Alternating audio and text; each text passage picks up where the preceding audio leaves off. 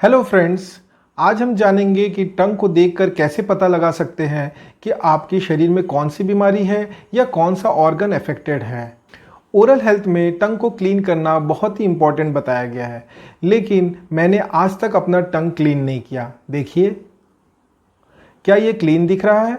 हाँ, मैंने आज तक अपना टंग क्लीन नहीं किया और मेरे घर में किसी के पास भी टंग क्लीनर नहीं है। दांतों को ब्रश करना आवश्यक है क्योंकि दांतों के बीच में गैप्स होती हैं जहां पे खाना या गंदगी फंस जाने की वजह से दांतों में सड़न पैदा करती है। लेकिन जीभ में तो ऐसी कोई भी गैप्स नहीं होते जहां पर खाना या गंदगी फंसे, तो टंग में इतनी मैल आती कहां से है? आइए जान लेते हैं। आप कभी बीमार पड़े हैं, जैसे आपको फीवर हुआ हो, पेट खराब हुआ हो, टाइफाइड या कोई बीमारी हुई हो, जिसमें आप देखेंगे कि आपकी जीभ के ऊपर बहुत मोटी सी मैल जम जाती है। लेकिन जब आपकी बीमारी ठीक हो जाती है तो जीभ में वो मोटी परत पतली होने लगती या फिर बिल्कुल भी नहीं जमती है। इसका मतलब है हमारे जीभ की मैल पेट की बीमारी से संबंधित है। अगर आपका पेट ठीक नहीं होगा तो आपके जीभ में बहुत मोटी मैल जमेगी, उसका कलर अलग अलग होगा। लेकिन अगर आपका पेट ठीक होगा तो आपका जीभ साफ होगा और उसे सफाई की ज़रूरत नहीं पड़ेगी, क्योंकि जो चीज़ गंदी हुई नहीं तो उसे सफाई करने की क्या ज़रूरत। मुंह की बदबू और मुंह के छाले भी पेट की बीमारी को ही दर्शाता है। ये अपने आप नहीं होता, ये कोई मुंह की बीमारी नहीं होती, ये होती है पेट की बीमारी। देखिए आइडियल टंग कैसे दिखता है। पिंकिश, मॉइस्ट, किसी भी प्रकार का क्रैक नहीं, कोई सफ़ेद मैल नहीं, पीली मैल नहीं, इस तरह का आइडियल टंग होता है।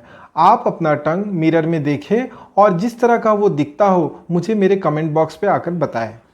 आपको अपने आसपास अगर आइडियल टंग देखना है तो किसी डॉग या कैट का टंग देखिएगा, वो भी ठीक इसी आइडियल टंग के जैसे पिंकिश, मॉइस्ट, किसी प्रकार का मैल नहीं होता, किसी प्रकार का क्रैक नहीं होता, ऐसे दिखाई देगा। अब जान लेते हैं किस बीमारी में आपका टंग कैसा दिखाई देगा, उसका अपीयरेंस कैसा होगा। जब आप फीवर में होते हैं, डिहाइड्रेट होते हैं या लंबा फास्टिंग करते हैं तो इस तरह का जीभ आपका दिखाई देगा। इसमें आपके जीभ के ऊपर इस तरह की मैल जम जाएगी और यह आपका पित्त के विकार को दर्शाता है। जब आप अनीमिया से भुगत रहे होते हैं या आपके शरीर में ब्लड की कमी होती है तो आपका टंग वाइटिश हो जाता है। वाइट मैल नहीं, जीभ का अपीयरेंस ही वाइट हो जाता है और वो सॉफ्ट और फ्लैट हो जाता है। अगर आपको जॉन्डिस हो तो आपके जीभ का मैल पीला दिखने लगता है। सफ़ेद रंग की कोटिंग नहीं होती, इसमें येलोइश कोटिंग होती है, वो भी पीछे की तरफ।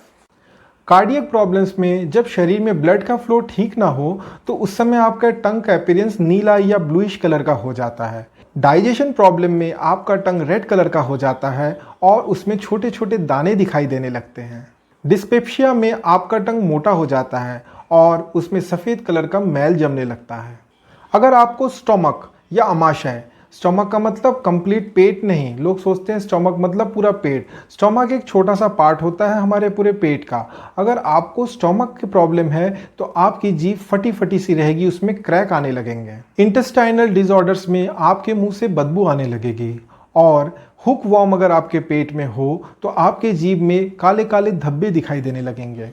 टाइफाइड फीवर में आपके जीभ के साइड के बॉर्डर्स जो होंगे वो रेड दिखाई देंगे और जीभ के बीच में मोटी मैल जमने लगेगी।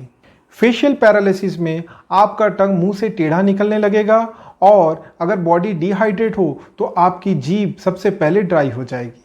अगर आप में विटामिन बी की कमी हो तो आपका जीभ चिकना हो जाएगा। इस प्रकार आपने जान लिया कि किस बीमारी में आपका टंग कैसे दिखाई देगा।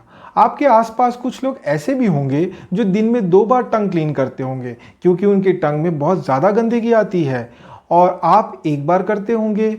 मैं बिल्कुल भी नहीं करता, इसका मतलब मेरे टंग में गंदगी नहीं आती।